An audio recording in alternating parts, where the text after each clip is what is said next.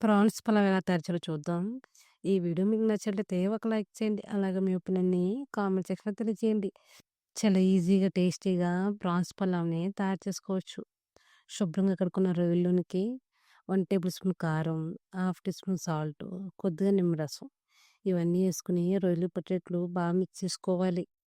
రొయ్యలనేవి ఇక్కడ నేను తక్కువ తీసుకున్నాను కాబట్టి, ఉప్పు, కారం అనేది తక్కువ తీసుకున్నాను. మీరు గనక ఎక్కువ తీసుకుంటే ఇంగ్రీడియెంట్స్ అన్నీ ఎక్కువ యాడ్ చేసుకోవాలి. కాసేపు పక్కన పెట్టుకోవాలి. బౌల్‌లోనికి బాస్మతి రైస్ ఏసుకొని 2, 3 సార్లు వాష్ చేసుకొని, ములిగేంత వరకు వాటర్ పోసి, ఒక అరగంట పాటు పక్కన పెట్టుకోవాలి.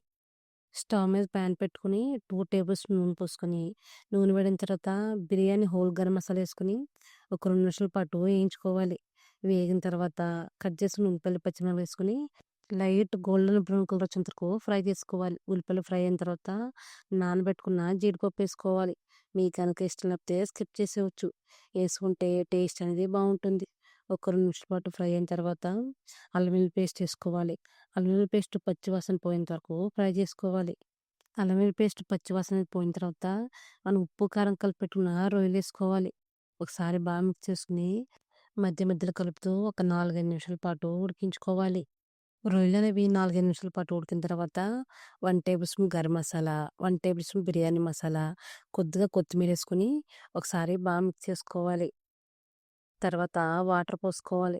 ఒక గ్లాసు బాస్మతి రైస్‌కి ఒక గ్లాసున్నర వాటర్ అయితే సరిపోతాయి. తర్వాత ఉప్పు, కారం టేస్ట్ అని చూసుకొని మీకు గనుక ఉప్పు గాని, కారం గాని సరిపోకపోతే కొద్దిగా యాడ్ చేసుకోవచ్చు. వాటర్ అనేది బాగా మరిగిన తర్వాత మనం నానబెట్టుకున్న బాస్మతి రైస్ ఏసుకోవాలి.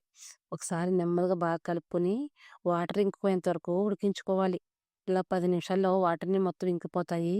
తర్వాత కొద్దిగా నెయ్యి, కొద్దిగా కొత్తిమీర, తర్వాత ఫ్రై చేసి పెట్టుకున్న ఆనియన్స్ ఏసుకొని మూత పెట్టుకొని స్టవ్‌ని మీడియం ఫ్లేమ్‌లో పెట్టుకొని 5 నిమిషాలు, తర్వాత సిమ్‌లో పెట్టుకొని ఒక 5 నిమిషాల పాటు ఉడికించుకోవాలి. 10 నిమిషాల తర్వాత స్టవ్ ఆఫ్ చేసి ఒక 5 నిమిషాల పాటు అలానే వదిలేయాలి. తర్వాత ప్లేట్‌లో తీసుకొని సర్వ్ చేసుకుంటివి. నేను 10 నిమిషాల తర్వాత చూపిస్తున్నాను. ప్లేట్‌లో తీసుకొని సర్వ్ చేసుకుంటివి.